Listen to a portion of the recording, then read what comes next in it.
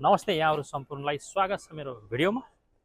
तपाईले देखिसक्नुभयो म ट्याक्कै कुआलालम्पुर इन्टरनेसनल एयरपोर्ट केलाए 1 को लेभल 5 तपाईहरुले बोर्डिङ पास लिने लेभल हो। यो चाहिँ सबै हाम्रो घर जाने सम्पूर्ण ट्राभल गर्ने सम्पूर्ण यात्रुहरूले बोर्डिङ पास लिने लेभल 5 मा छु। यो चाहिँ एयरपोर्ट 1 हो। एयरपोर्ट 1 को लेभल 5 बाट बोर्डिङ पास लिएर तपाईहरु आफ्नो गन्तव्यतिर जान सक्नुहुन्छ। र आज यस्तो विशेष जानकारी भन्दा पनि तपाईहरु सम्पूर्णलाई एउटा सानो सम्झनाको लागि यो भिडियो बनाउँदै छु। तपाईहरुलाई धेरै धेरै सम्झना छ। तपाईहरु सम्पूर्णको कमेन्ट, कल अनि तपाईहरु सबैको जिज्ञासा मैले कमेन्टमा, कलमा दिँदै आइरहेको छु। र कमेन्ट प्राय साथीभाइहरुको कमेन्टमा मैले चाहिँ रिप्लाई दिन अलिकता ढिलाइ गर्छु र भ्याउँदिन पनि है। कामको व्यस्तता तपाईहरुलाई थाहै छ, प्रदेशमा दुःख सुख यस्तै छ। सधैँ कमेन्ट हेरिराख्ने पनि टाइम हुँदैन। त्यसकारणले डाइरेक्ट त्यस्तो इमर्जेन्सी काम पर्यो भने डाइरेक्ट मलाई कल गर्न सक्नुहुन्छ। मेरो WhatsApp नम्बर तपाईहरुले टिकटकमा पाउन सक्नुहुन्छ, टिकटकबाट लिन सक्नुहुन्छ हैन। र पुरानो भिडियोहरु पनि मैले WhatsApp नम्बरमा राखिदिएको छु। अलि धेरै कल आउने, धेरै हुने भएको कारणले मैले इनबक्समा कमेन्टमा गर्ने साथीहरुलाई कमेन्टमा दिइराखेको हुन्छु।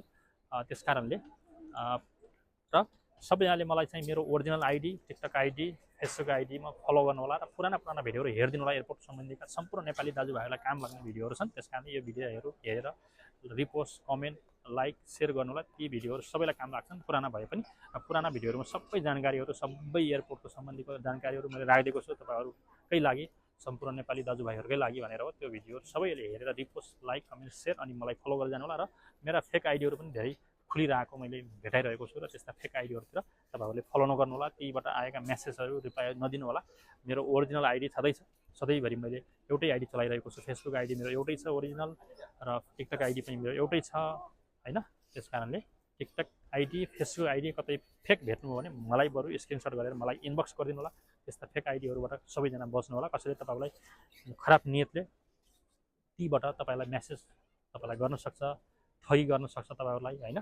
त्यसकारणले मेरो बदनाम गर्ने उद्देश्यले नै त्यस्ता आइडीहरु खोलेको होला कोही शत्रुहरूले हैन। अब ती शत्रुहरूलाई त्यस्ता आइडी खोलेर कसैलाई त्यस्तो ठगी काम गरेको त भेटाएको छैन। तर कसैले त्यस्तो गर्न खोज्दैछ भने तपाईहरु सबैजना सचेत हुनु होला।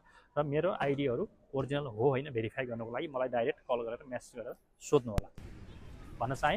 र सम्पूर्णले पुराना भिडियोहरु हेर्दिनु होला। पुराना भिडियोमा धेरै इन्फर्मेसन जानकारीहरु छन्। ती भिडियो हेरेर लाइक, कमेन्ट, शेयर गरिदिनु होला। सबैमाझ पुर्याइदिनु होला।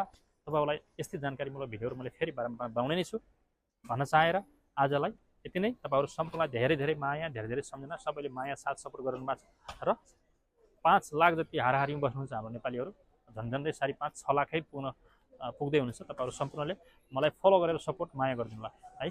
तपाईहरुलाई काम लाग्ने भिडियोहरु एक दिन काम लाग्ने छन्। त्यस्ता भिडियोहरु मैले बनाउने गर्छु, जानकारीमूलक भिडियोहरु। त्यसकारण सबैले मलाई फलो गर्नु होला। फलो अलिकता कम भइरहेको छ। सबैले जति सक्दो फलो, लाइक, कमेन्ट, शेयर गरेर मलाई सपोर्ट गर्नु होला। तपाईहरुलाई अन्य जानकारी, अन्य इन्फर्मेसन मैले फेरि पनि लिएर आउने छु भन्दै अहिलेलाई छुट्टिन्छु एयरपोर्टदेखि। तपाईहरु सम्पूर्णलाई धेरै धेरै धन्यवाद।